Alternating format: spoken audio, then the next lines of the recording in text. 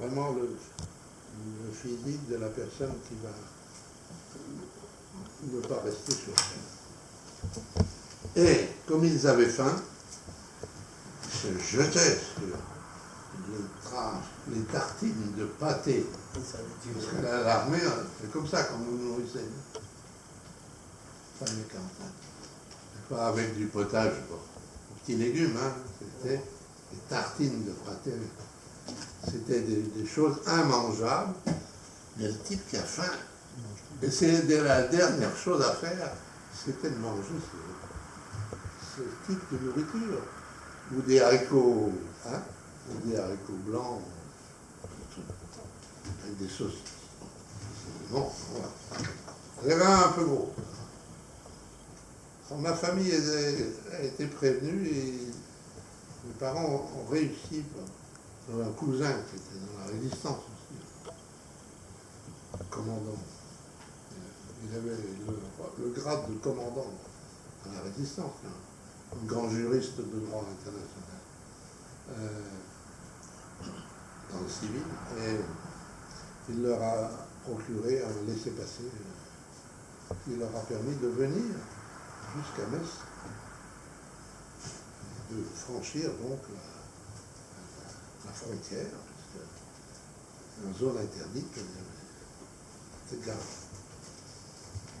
Et là, je suis rentré. Alors, ce que je voudrais dire, c'est deux choses. La première, pour prolonger ma vie de jeune homme, ayant été très malade, j'ai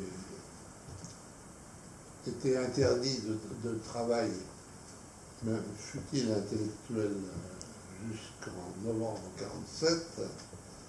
C'est-à-dire que de novembre 1943 à novembre 1947, il s'est écoulé 4 ans, et pour moi, c'est 4 ans qui étaient perdus. Perdu. Je suis perdu pour ma retraite, en fait. C'est des détails. C'est simplement pour 4 années de perdu les plus, on dit les plus belles années de la vie, 17 à 21 ans. Je suis retourné en novembre 1947 à l'université de Strasbourg, cette fois à Strasbourg, où j'ai retrouvé des professeurs que j'avais à Clermont-Ferrand. C'était soit de bons Alsaciens, soit des personnes de l'intérieur, mais qui avaient la chaire de droit romain, etc. De droit constitutionnel. Ça, c'est la première chose. La deuxième, qui est beaucoup plus importante.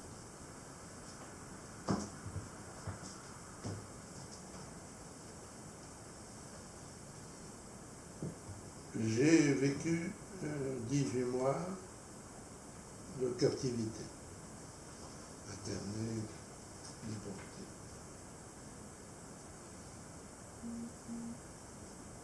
J'ai toujours eu un comportement vis-à-vis de mes semblables.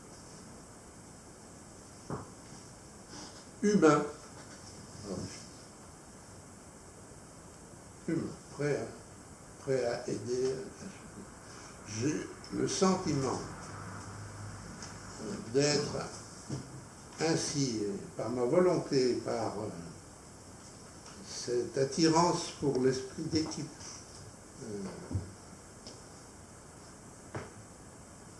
rester un homme. Et rester un homme dans ces circonstances, c'est pas évident. Mais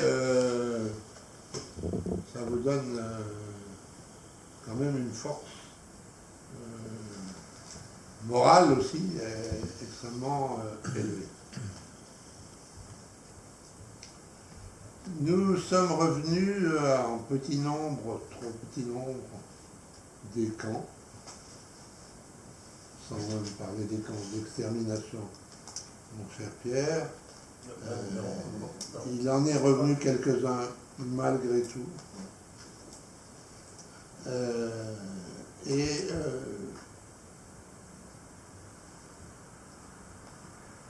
Nous avons dit à ce moment-là, Au moment du retour, ça a été dit, hein, pas dit individuellement comme ça, il y a eu des serments qui ont été prêtés sur des places, à Bourg-Val, à Mauthausen. On a dit plus jamais ça. Ni vide. Plus jamais ça.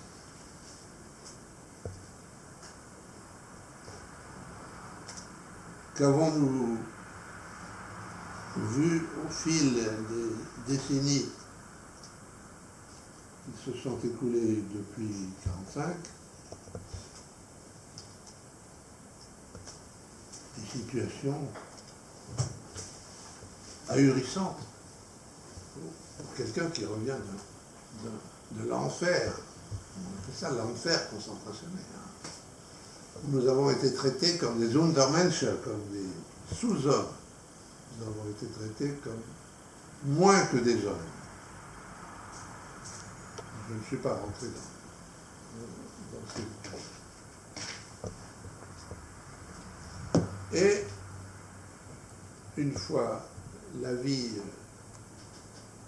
professionnelle entamée, qu'est-ce qu'on constate à travers le monde?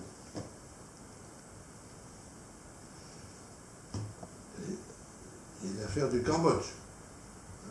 Pol Pot, combien de centaines de milliers? À peu près 2 millions. Hein? 2 millions. Disparu. Ensuite, le Rwanda. Là,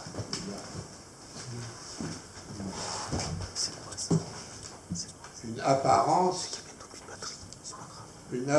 de génocide. Ça n'a pas duré extrêmement longtemps, mais ça a été d'une cruauté telle entre les Hutus et les Tutsis qu'on pourrait l'assimiler, c'est-à-dire que c'est génocidaire.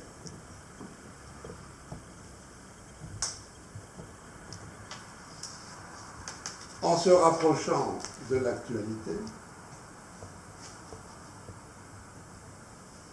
alors notre inquiétude grandit.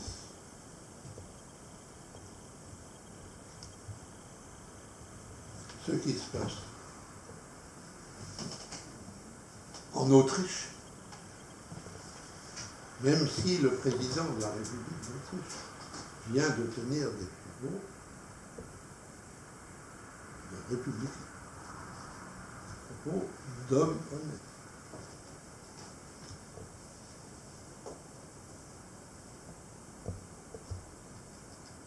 Si vous passez dans un autre pays, en Allemagne, vous avez aujourd'hui la reconstitution de partis nazis. On peut le qualifier de néo-nazi, même plus, mais l'expression c'est un parti qui a 3 lettres de l'alphabet. C'est une femme qui est à la tête de ça. La plupart des leaders et professeurs à l'université de Köln, alors je suis de côté. En plus. Bien. Vous allez en Belgique, en pays flamand. Alors là vous avez les partis politiques d'extrême droite fascisants. Ça s'étend d'ailleurs aussi au Danemark, qui maintenant est en train aussi de vivre des moments très durs sur ce plan-là.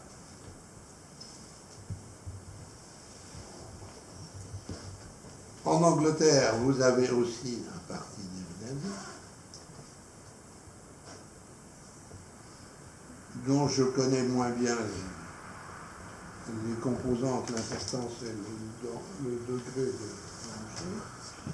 Mais je constate que notre chère Marine Le Pen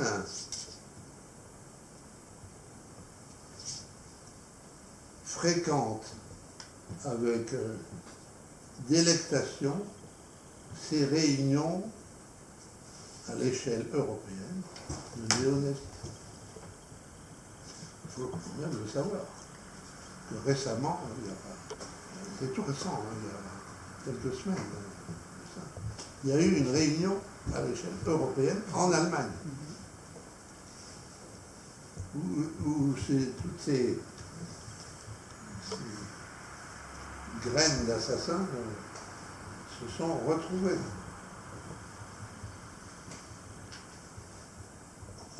Bien entendu, en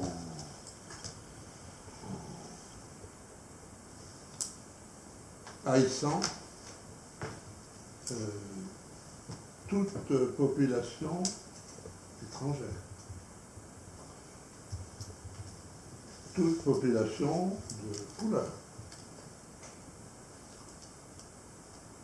où les droits de l'homme sont bafoués à chaque phrase. Donc, même si on se limite à l'Europe d'aujourd'hui, que j'ai certainement commis des oublis, on a des raisons d'être inquiet. Je ne dis pas qu'on va rouvrir, encore que certains le souhaitent, des camps de concentration, ça va se passer, ça risque de se passer autrement. Donc, mon rôle en tant qu'ancien responsable national d'une grande fédération de déportés continue à être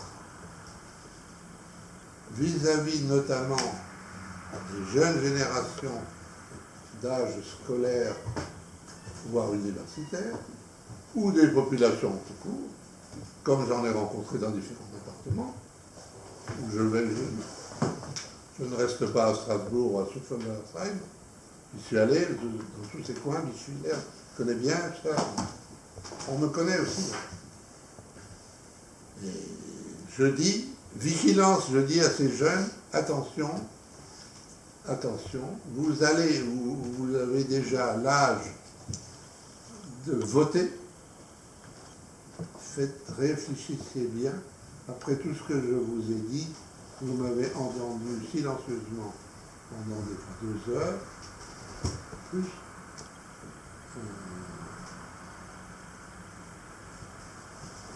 Ayez tout ça présent à l'esprit au moment où vous mettrez le bulletin de vote dans le... Comme je l'ai dit, ma femme l'a entendu, Liliane l'a entendu, que ce soit dans le Cantal, en Haute-Savoie ou en Dordogne, pour ne citer que certains départements où j'étais, pour passer des journées à fréquenter des établissements scolaires. Hein. C'est pas pour manger du sanitaire. Hein. Donc, je lance à nouveau, et je continuerai à le faire si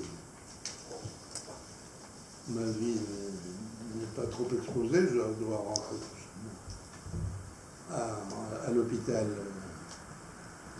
en chirurgie cardiovasculaire, mais si je peux continuer à le faire, je continuerai avec mon bâton de chemin à dire ce que je dis maintenant, après vous avoir exposé des faits qui sont, à mon avis, très forts, parce qu'ils ont la force du témoignage vécu.